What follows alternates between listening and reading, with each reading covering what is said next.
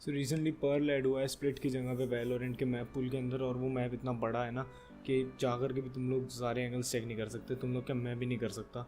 तो कुछ specific agents जो मेरी नज़र में ऐसा लग रहा है मेरे को कि सबसे ज़्यादा यूज़फुल होने वाले हैं उस पर्टिकुलर मैप के अंदर, उनकी आज बात कर लेते हैं। तो स्टार्टिंग करते हैं सबसे पहले सबसे यूज़फुल एजेंट के बारे में, जो कि है सेज। अब सेज सबसे ज़्यादा यूज़फुल क्यों है? सबसे पहले तो हील, मतलब उसकी तो हर मैप पे ज़रूरत पड़ती है। मेरे ख्याल में शायद ही कोई ऐसा मैप हो जिसमें टीममेट्स को हीलिंग की ज़रूरत नहीं पड़ती हो। उसके बाद में सेज की बॉल पर्टिकुलरली हर मैप पे किसी ना किसी एंगल को ब्लॉक कर सकती है, लेकिन क्योंकि इस मैप के अंदर मिड पे आने के लिए भी दो रास्ते हैं और एक ए की तरफ निकलता है, एक बी की तरफ निकलता है, तो हर जगह एक एक बंदा खड़ा करेंगे तो साइड जो है वो वीक पड़ जाएगी। तो वॉल लगा के एक एंगल रोकना बहुत ज़्यादा ज़रूरी हो जाता है।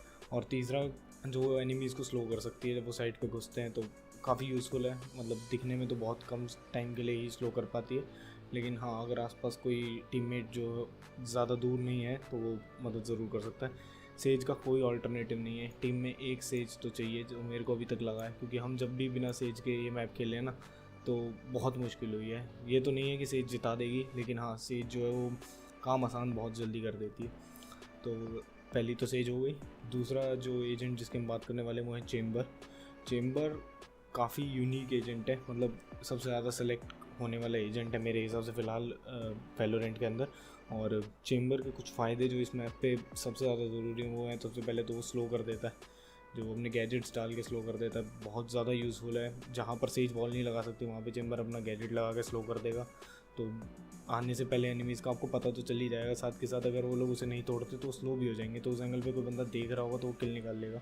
हर मैप पे ये कर सकते हो, लेकिन इस मैप के अंदर सबसे ज़्यादा ज़रूरी है ये।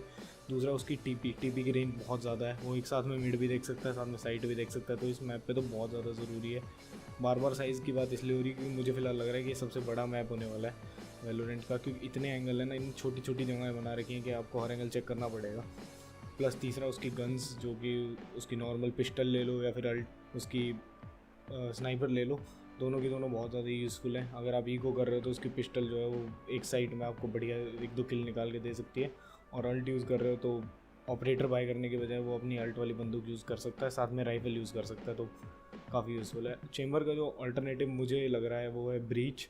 अगर चेम्बर यूज़ नहीं करना तो ब्रीच यूज़ कर सकते हो। ब्रीच मतलब हर उस मैप पे सक्सेसफुल है जहाँ पे आप दीवार एक्सपेक्ट कर सकते हो, रीज़न बीइंग कि उसके सारे इफेक्ट्स ही दीवार के थ्रू है ना, वो आफ्टर शॉक देता है दीवार के थ्रू, फ्लैश बैंग दीवार के थ्रू, उसके जो बॉम्ब मारता है वो भी दीवार के थ्रू मारता है।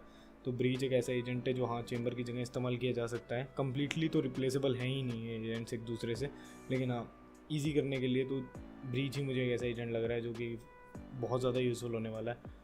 जो फ्लैशेस दे सकता है वो दीवार के थ्रू बहुत ज़्यादा हाईली एडवांटेजियस हैं इस मैप के अंदर। अब स्मोक्स की बात कर लेते हैं, तो स्मोक्स के लिए तो बस एक ही एजेंट है जो इस मैप पे मुझे सक्सेसफुल लग रहा है, वो है ओमन।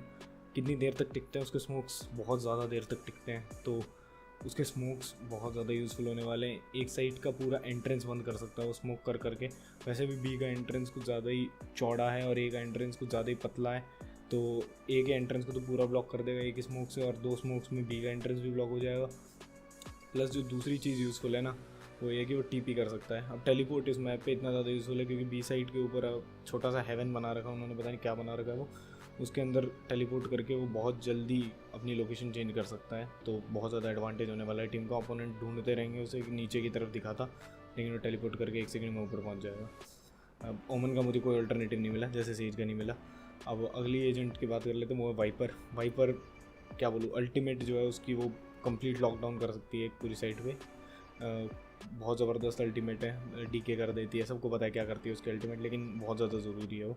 दूसरा, उसकी स्मोक स्क्रीन जो और स्मोक वॉल, तो ये दोनों तो बहुत ज़्यादा यूज़फुल हैं ही। सपोर्ट प्लेयर है वाइपर, कभी भी डुअलिस्ट की तरह काउंट नहीं किया जा सकता, लेकिन हाँ बहुत यूज़फुल है, बहुत यूज़फुल। इसकी जगह पे अगर तो दूसरा एजेंट जो मैं रेकमेंड करूँगा वो है केओ का नाइफ हर मैप पे चल सकता है, कोई ऐसा मैप नहीं है जहाँ केओ का नाइफ नहीं चल सकता। उसका ग्रेनेड और उसके फ्लैशेस प्लस सप्रेस जो कर देता है वो अपनी अल्टीमेट में, वो तो बात अलग ही है। नाइफ से वो पता कर सकता है कि कितने बंदे कहाँ रश कर रहे हैं, या फिर अगर वो बी साइड हम लोग रश कर रहे हैं तो बी साइड पे कितने बंदे हैं, ए साइड पे कितने बंदे हैं, जो कि बहुत ज़्यादा एडवांटेजेस है। हर मैप पे एडवांटेजेस है, लेकिन इस मैप पे भी बहुत ज़्यादा यूज़फुल होने वाला है क्योंकि बहुत सारे एंगल्स हैं, और बार बार बता रहा हूँ मैं, बहुत ज़्यादा एंगल्स हैं। और फ्लैश बैंग तो है ही, उसके पास ग्रेनेड भी है, तो वो तो एक्स्ट्रा बोनस हो ही गया। अब डुअलिस्ट चाहिए ना टीम में, एक डुअलिस्ट तो होना चाहिए। तो मुझे जो बेस्ट डुअलिस्ट लग रहा है इस मैप पे वो है योरू। योरू का टेलीपोर्ट जो है वो उसे ए साइड से बी साइड तुरंत ऐसे गोली की तरह ट्रांसफ़र कर सकता है। वो अगर बी साइड इमीडिएट रश हो रहा है तो वो ये होल्ड कर सकता है बी साइड, और एकदम से टीम अपोनेंट टीम ने ए साइड पे पुश कर दिया तो वो टेलीपोर्ट डाल के ए साइड भी पहुंच सकता है। दूसरा उसके पास फ्लैशेस हैं, फ्लैशेस बहुत बढ़िया हैं उसके, जो अपना डीको इफेक्ट है वो भी बहुत बढ़िया है उसका। तो योरू एक ऐसा एजेंट है। अगर कोई दूसरा डुअलिस्ट मुझे इस मैप पे बढ़िया लगेगा वो है नियॉन, बहुत तेज़ है। तो इससे पहले कि वो अपोनेंट्स जो हैं एंगल कवर करेंगे, वो अपनी स्पीड का फ़ायदा उठा करके उन एंगल्स पे पहले पहुंच सकती है।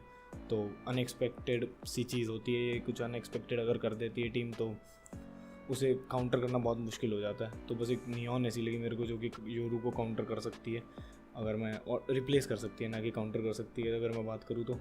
और इसके अलावा बाकी सारे एजेंट्स यूज़फुल हैं, खेलने के ऊपर है, जो ज़्यादा हेड मारेगा वो तो जीतेगा ही। लेकिन ये एजेंट्स मेरे को फ़िलहाल 5 या 6 बार खेल के ऐसा लगा कि हाँ, अपोनेंट टीम इनका बहुत अच्छे से अगर यूज़ करेगी तो बहुत मुश्किल है उन्हें इस मैप पे हराना। और स्प्लिट से काफ़ी बड़ा है ये मैप, तो ये बात ध्यान रख के जाना। प्लस बहुत ज़्यादा एंगल्स है स्प्लिट से, स्प्लिट में तो कुछ भी एंगल्स नहीं चेक करने थे, इसमें तो सारे एंगल्स चेक करने पड़ेंगे। और देखते हैं कि आगे इसमें क्या चेंजेस करते हैं ये लोग। बाकी हाँ, फ़िलहाल तो यही एजेंट्स मुझे सबसे ज़्यादा ओवर पावर्ड लग रहे हैं इस मैप पे।